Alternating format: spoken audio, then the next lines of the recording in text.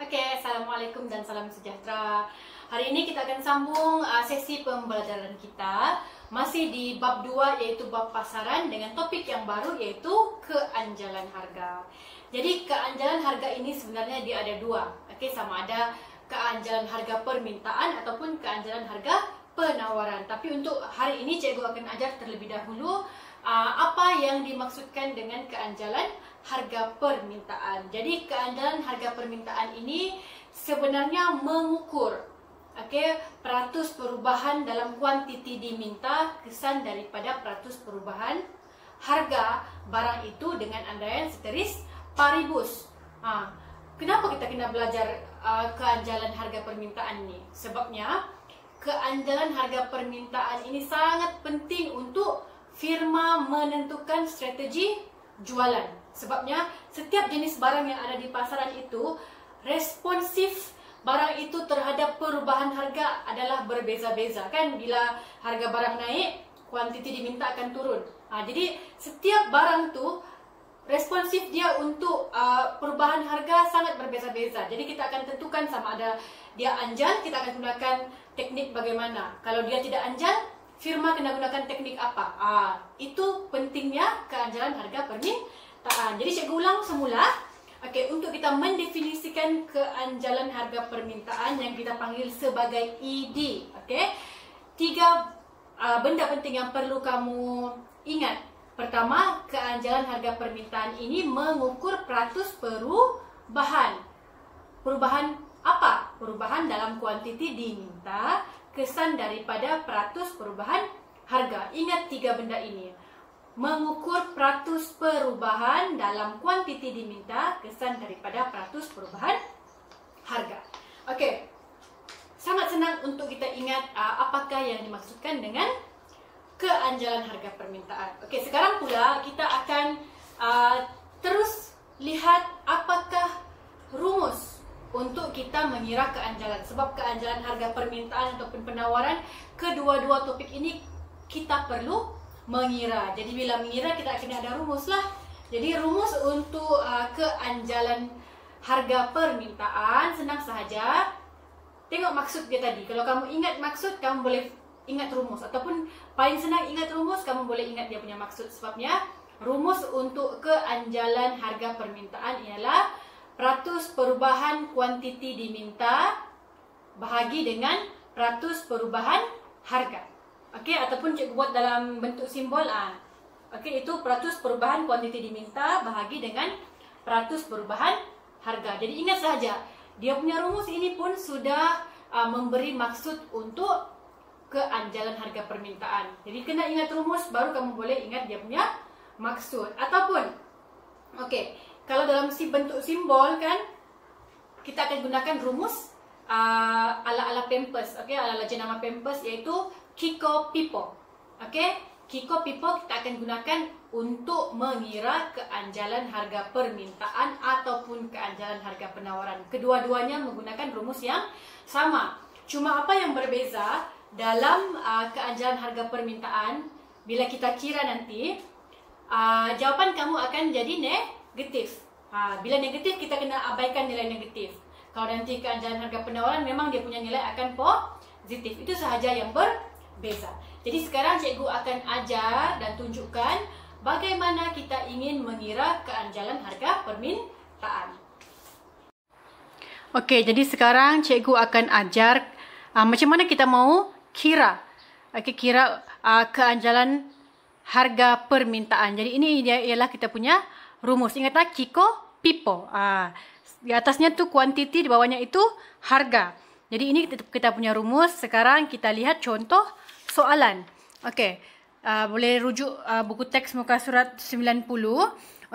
Soalannya ialah hitung nilai keanjalan harga permintaan bagi beras apabila harga beras meningkat dari RM5 ke RM6 dan kuantiti dimintanya turun daripada 20 kg kepada 18 kg. Jadi sekarang ni, tengok sini kan. Kita kena cari berapa dia punya kuantiti dan berapa dia punya harga. Persoalannya, mana satu ialah Q1 dan mana satu Q0. mana satu P1 dan mana satu P0. Jadi kamu kena buat macam gini supaya kamu tidak akan tersalah. Jadi buat, okey, Q1 ini bermaksud dia ialah kuantiti baru. Okey. Q0 pula ialah kuantiti asal. Begitu juga dengan harga. So P1 ialah harga baru. Manakala P0 ialah harga asal. Jadi sekarang dalam soalan ini, okey, beras meningkat dari RM RM5 ke RM6. Dia cakap bila harga beras meningkat dari RM5 ke RM6, mana satukah harga asal, mana satukah harga baru? Dia cakap bila dia cakap meningkat bermakna dari RM5 kan. Jadi ini RM5 ialah harga asal, ke RM6 ini ialah harga baru. Jadi kamu boleh isi dari sini. Okey, isi di sini. Okey, sini harga baru kita ialah RM6. Manakala kita punya harga asal ialah RM5. Kamu tengok betul-betul soalan dari berapa ke berapa. Okey, sekarang pula dia punya kuantiti diminta. Dia cakap turun kan daripada 20 kilo kepada 18 kilo. Bermakna pada harga RM5, jumlah kuantiti yang diminta ialah 20 kilo. Bermaksud 20 kilo ini ialah kuantiti asal. Okey. Sini kuantiti asal kita sebanyak 20 kilogram. Manakala kita punya kuantiti baru pula ialah 18 kilogram. Okey. Baiklah, langkah seterusnya ialah kita kena cari KIKO ataupun peratus perubahan kuantiti. Jadi Q1 tolak Q0. Tengok atas sini. Q1 ialah 18 kilogram kan. Q0 pula ialah 20 kilogram. Jadi caranya ialah kamu tulis sahaja 18 tolak 20 bahagi dengan 20. Macam ini. 18 tolak dengan 20 bahagi 20 darab dengan 100. Jadi kita boleh kira 18 tolak 20 bahagi dengan 20. Jadi jawapannya ialah 0.1 darab dengan 100% sama dengan 10%. Okey? Jadi dia negatif 10%. Ingat kalau kuantiti harga permintaan dia memang akan negatif. Okey, kita pergi kepada langkah kedua, iaitu PIPO. Cari dia punya perubahan harga. Jadi sekarang perubahan harga dia tadi, harga baru ialah RM6. Tolak dengan harga asal RM5 bahagi dengan harga asal darab dengan 100%. Okey? Jadi, boleh tekan kalkulator. 6 tolak 5 bahagi dengan 6 tolak 5 bahagi 5. Jadi jawapannya 0.2 darab dengan 100%, dia akan jadi 20%. Jadi senang sudah. Kita sudah dapat kita punya peratus perubahan kuantiti ialah 10%, manakala peratus perubahan harga ialah 20%. Jadi kamu hanya perlu masukkan dia ke langkah ketiga, iaitu peratus perubahan kuantiti 10%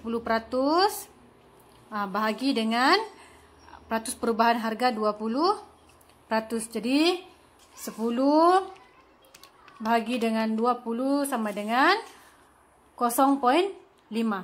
Jadi kita punya nilai keanjalan harga permintaan ialah 0.5 untuk soalan yang tadi. Okey, so itu ialah langkah-langkah untuk kita membuat pengiraan keanjalan harga permintaan. Pertama, kenalah pasti terlebih dahulu berapakah Q1, Q0, P1 dan P0. Lepas tu buat dia ikut langkah yang teratur. Ingat sahaja dia punya rumus KIKO, PIPO. Kamu tulis rumus pun boleh dapat sudah 1 markah. Okey, jadi sekarang kita akan sambung pula untuk tengok jenis keanjalan yang terdapat dalam keanjalan harga permintaan. Jadi dia ada 2 jenis. Okey, sama ada dia anjal ataupun tidak anjal. Sebab bila kita kira keanjalan harga permintaan ini dan keanjalan harganya adalah berbeza-beza, kamu kena tentukan sama ada dia anjal ataupun tidak anjal berdasarkan dia punya jawapan akhir yang kamu dapat. Jadi yang pertama ialah anjal. Okey, kalau anjal, kita punya pekali keanjalan ataupun kita panggil sebagai ID, dia mesti lebih daripada 1. ID lebih daripada 1. Yang kedua pula kita akan tengok dia punya peratus perubahan. Kalau barang itu adalah barang yang anjal, peratus perubahan kuantiti adalah lebih besar berbanding peratus perubahan harga. Okey, yang ketiga pula bentuk keluk. Bentuk keluk untuk barang yang anjal mesti landai. Tengok ni, dia landai kan? Okey, manakala contoh barang dikategorikan sebagai barang anjal ialah barang mewah, macam mungkin emas, baju berjenama, kasut berjenama, itu semua kita panggil sebagai barang mewah dan dia adalah kategori anjal. Mungkin bila kita kira nilai keanjalan ID-nya adalah lebih daripada 1, macam 1.5, 2.5. Peratus perubahan keanjalan itu bergantung jenis barang. Okey. Pekali kedua ialah tidak anjal ataupun tak anjal ya. Okey, bila tak anjal, dia punya nilai pekali ID dia mesti kurang daripada 1. Macam tadi yang kita kira tu kan. Dalam contoh soalan, jawapan dia 0.5. Jadi itu ialah barang tak anjal sebab dia punya ID adalah kurang daripada 1. Okey, untuk peratus perubahan barang yang tak anjal, peratus perubahan kuantitinya kurang daripada peratus perubahan harga. Bentuk keluknya pula adalah curam. Tengok tu, dia curam kan? Curam. Manakala contoh barang ialah barang keperluan, macam barang-barang yang kita perlu sehari-hari. Macam contoh kita ingin beli beras, ingin beli gula, itu semua adalah barang yang kalau dia punya harga meningkat sedikit pun, dia punya peratus perubahan kuantiti adalah kurang daripada peratus perubahan harga. Okey? So itu dua lah kamu boleh nampak. Kalau kamu mau buat nota, buat dalam bentuk jadual dan bezakan antara barang anjal dengan tidak anjal. Senang sahaja. Ingat satu, boleh ingat dua-dua. Kalau anjal, ID lebih 1.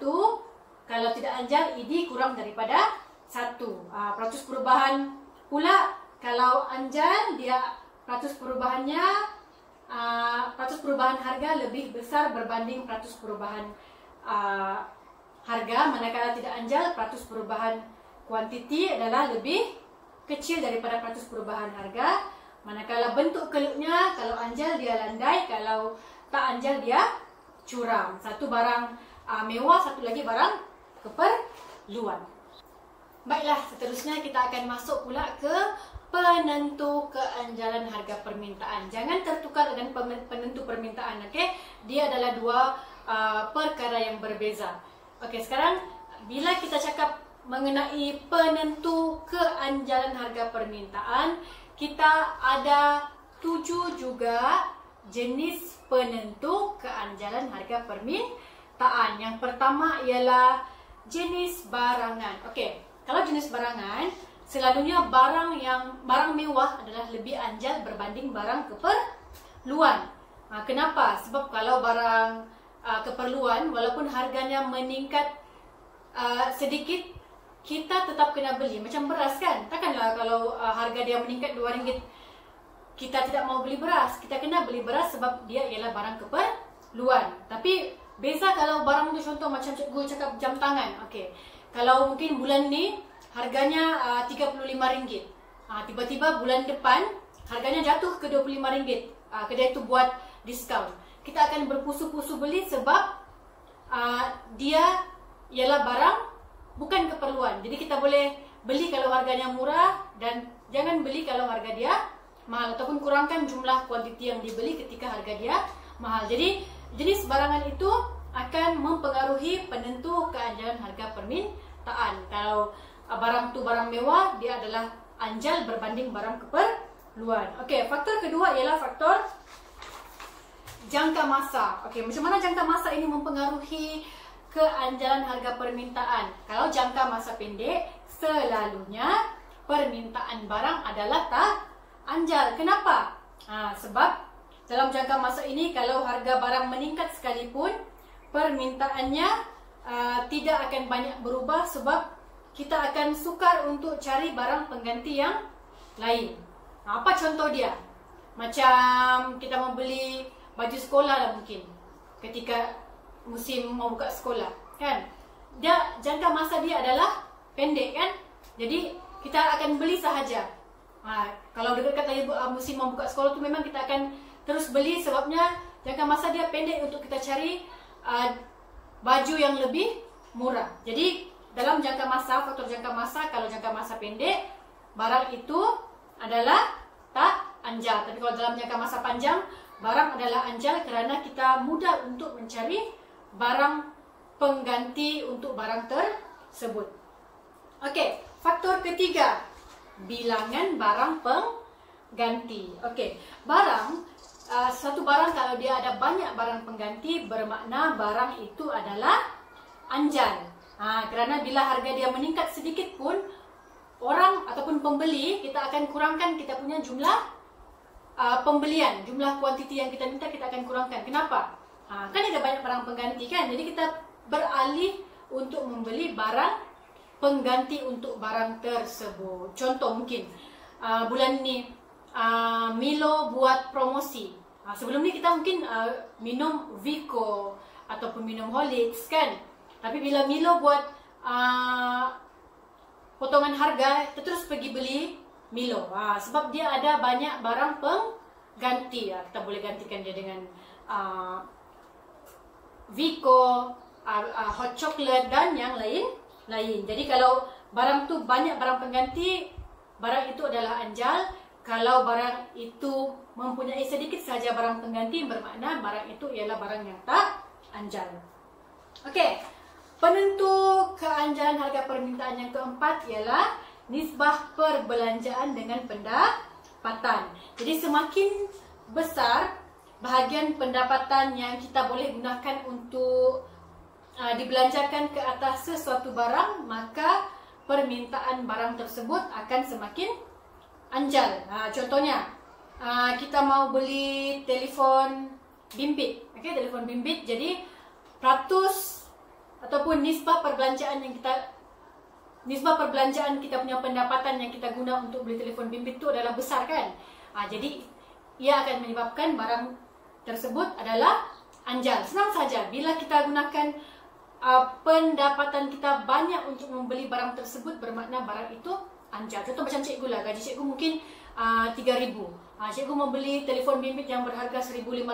Tengok, dia sudah menggunakan 50% daripada nisbah pendapatan cikgu untuk mendapatkan telefon bimbit. Jadi telefon bimbit itu dikira sebagai barang yang anjal kerana nisbah perbelanjaan dengan pendapatan adalah besar untuk mendapatkan barang tersebut. Sangat mudah. Okey. Faktor kelima, kita tengok faktor kelima ialah faktor ketagihan. Jadi macam mana ketagihan ni? Satu barang itu dia akan menjadi tidak anjal jika tahap ketagihan kita terhadap sesuatu barang itu adalah tinggi. Contoh macam peminum kopi tegar.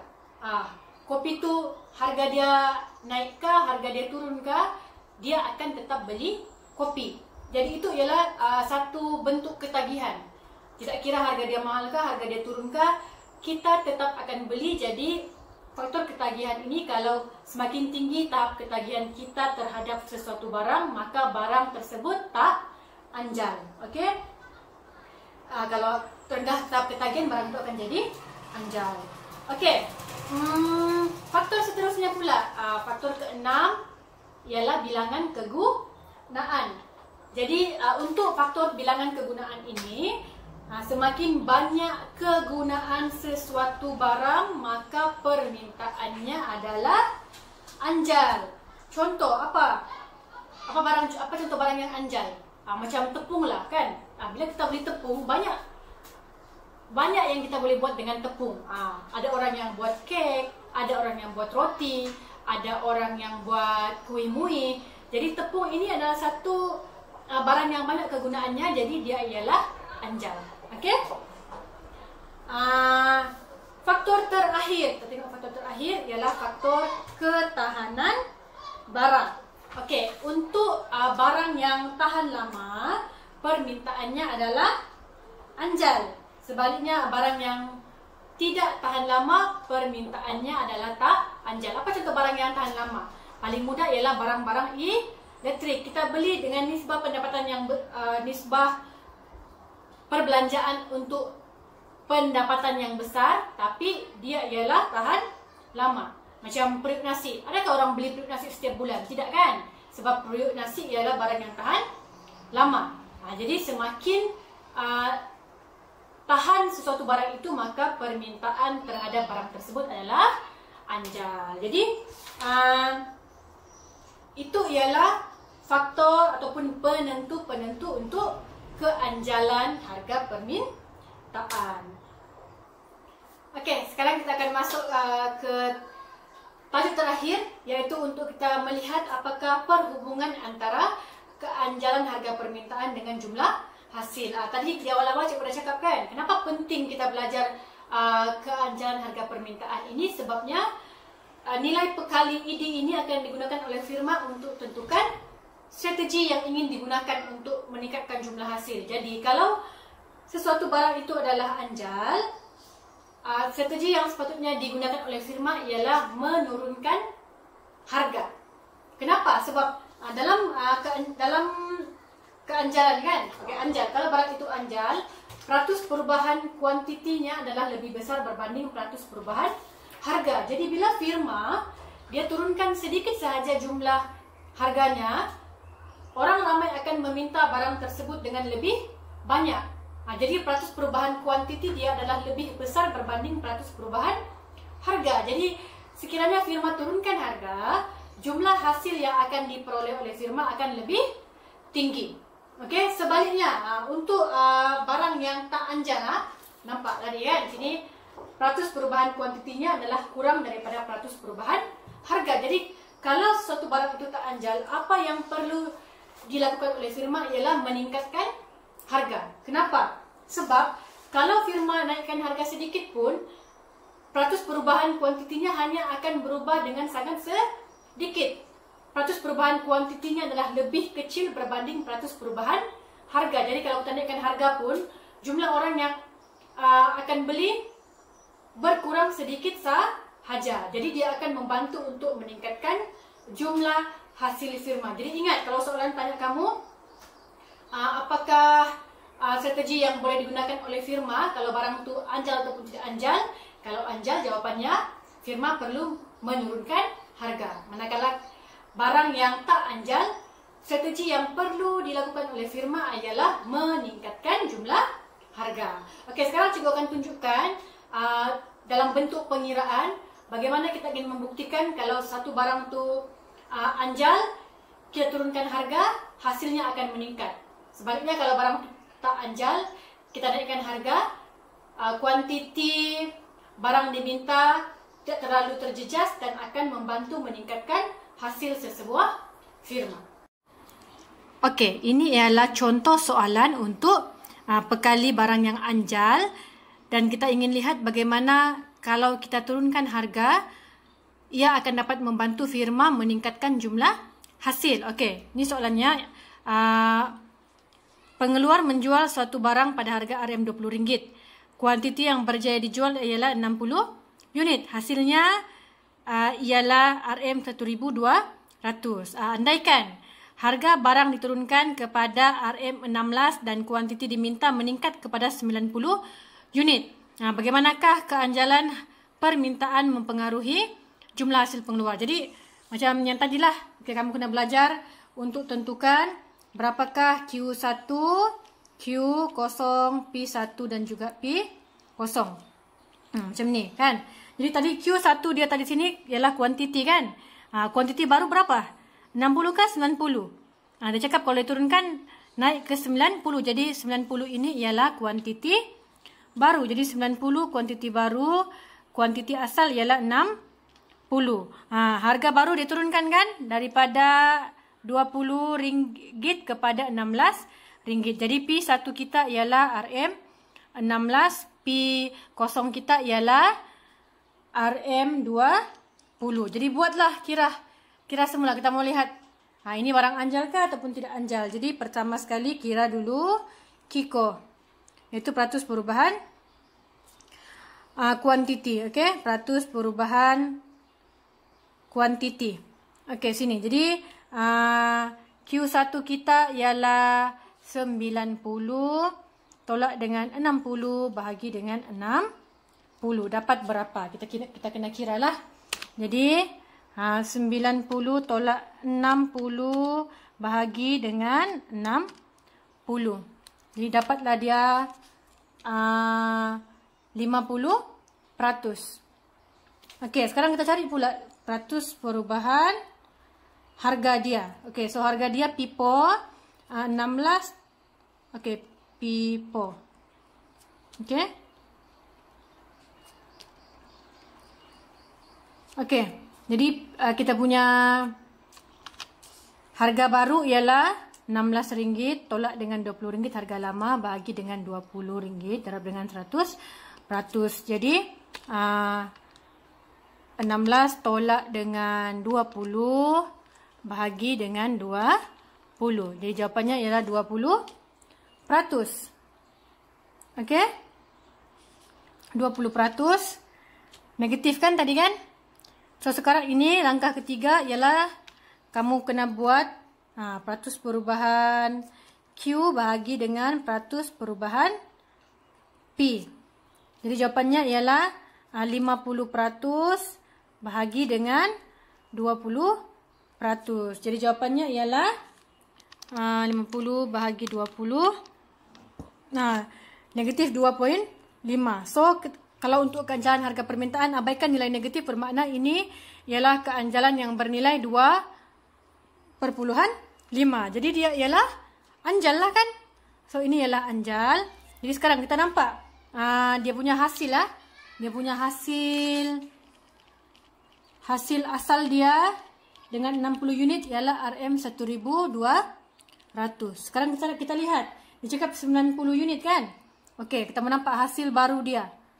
Mau nampak macam mana anjal ini sebenarnya dia kalau kita turunkan harga dia boleh naikkan jumlah hasil. Jadi RM16 ini harga baru dengan kuantiti baru 90 unit. Jadi berapa? Okey, 16 darab dengan 90 unit. Jadi jumlahnya RM1440. Nampak? Ini ialah hasil baru, ini ialah hasil asal. Jadi keuntungan yang diperoleh, perbezaan keuntungan yang diperoleh bila harga berubah ataupun harga diturunkan ialah RM1440 tolak dengan RM1200 sama dengan RM240. Jadi ini ialah perbezaan bila kita turunkan harga dalam barang yang anjal. Nampak bila kita turunkan harga dia mampu meningkatkan jumlah hasil. Ini hasil baru, ini hasil yang lama. Okey. Okey, sekarang pula kita tengok kalau untuk barang tak anjal. Jadi soalannya ialah andaikan pengeluar menjual suatu barang pada harga RM40. Kuantiti yang berjaya dijual ialah 100 unit. Bila barang dinaikkan kepada RM72, kuantiti barang yang diminta menurun kepada 80 unit kan? Dia menurun. Tapi ucap tadi kalau dia tak anjal, walaupun kita naikkan harga, dia tetap menambah jumlah hasil. Jadi macam mana kita mau buktikan sekarang? Jadi langkah pertama, kamu tentukan dululah Q1 berapa, Q0, P1 dengan P0. Jadi kita punya Q1 berapa? Jumlah kita punya hasil baru ialah 80 unit. Hasil pula. Jumlah kuantiti baru 80 unit. Jumlah kuantiti lama ialah 100 unit. Jadi kuantiti baru 80, kuantiti lama 100. Harga harga baru dia cakap dia naikkan ke RM72. Yang lama RM40. Jadi harga baru 72, harga lama 40. Jadi macam biasalah langkah pertama peratus perubahan kuantiti. Ini kita kira dulu dia punya barang anjal ataupun tak anjal. Jadi kuantiti baru 80 tolak dengan 100 bagi dengan 100 lah. Jadi jawapannya ialah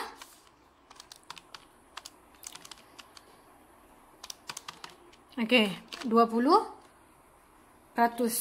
Okey, langkah kedua pula kita kira dia punya peratus perubahan harga, iaitu pipo lah. Okey, jadi P1 tolak P0, 72 tolak 70 tolak 40 bagi dengan 40 darab dengan 100. Jadi 72 tolak 40 bahagi 40 sama dengan 80% lah. 80%. Jadi langkah terakhir kita akan kira dia punya ID lah. So peratus perubahan Q bahagi dengan peratus perubahan P. Jadi sama dengan 20% bahagi dengan 80%. Jadi berapa jawapan dia? 20 bahagi dengan 80. Jadi jawapannya, dia punya nilai keanjalan ialah 0.25. Ini kurang daripada 1 kan? Jadi bermaksud ini ialah tak anjal. Jadi sekarang kita tengok, adakah kenaikan harga ini akan menyebabkan pertambahan hasil. Okey, jadi hasil asal dia cakap ialah RM berapa tu dia cakap?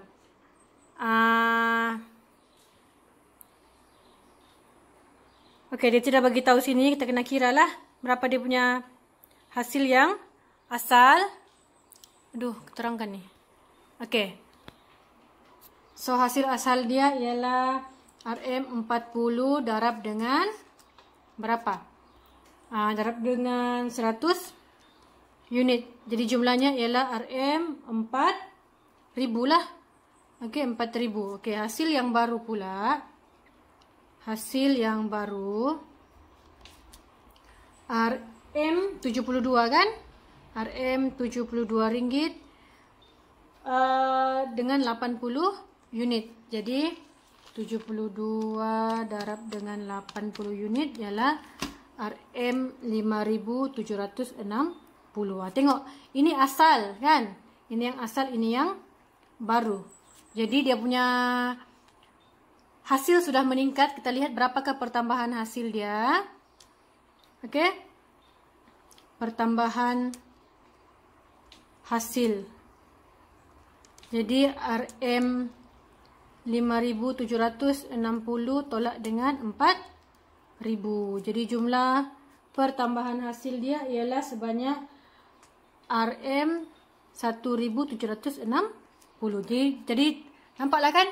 Okey, terbukti bahawa kalau barang yang tak anjal kita tingkatkan harga, dia masih menambahkan jumlah hasil. Sebaliknya kalau barang itu ialah barang jenis anjal, ini tadi kan 2.5, hasil asal 1200, hasil baru 1440, jadi dia akan menyebabkan pertambahan hasil sebanyak RM240. Jadi ingat, kalau anjal dia kena kurangkan harga, kalau dia tak anjal dia kena tingkatkan harga. Okey, jadi itu adalah secara keseluruhannya topik mengenai keanjalan harga permintaan. Jadi cikgu harap kamu boleh ingat semua topik-topik yang penting dalam tajuk ini. Yang pertama sekali yang kamu kena ingat ialah apakah yang dimaksudkan dengan keanjalan harga permintaan. Ingat, ada 3 sahaja kata kunci yang sangat mudah untuk kamu ingat. Yang kedua pula ialah rumus untuk keanjalan harga permintaan. Ingat rumus, terus boleh buat definisi keanjalan harga permintaan. Kita pun sudah belajar mengira. Selepas itu kamu telah belajar juga apakah perbezaan di antara pekali untuk barang yang anjal, okey, dan juga pekali untuk barang yang tak anjal. Semua ini kamu kena ingat. Dan juga 7 penentu keanjalan harga permintaan. Dan akhir sekali yang baru saja cikgu ajar ialah apakah hubungan di antara keanjalan harga permintaan dengan jumlah hasil. Kalau firma turunkan harga, apa akan berlaku? Kalau firma naikkan harga, apa yang akan berlaku? Okey, jadi itu sahaja untuk hari ini. Cikgu harap kamu boleh ulang kaji dengan lebih mendalam mengenai topik ini. dan kita akan sambung lagi untuk topik seterusnya.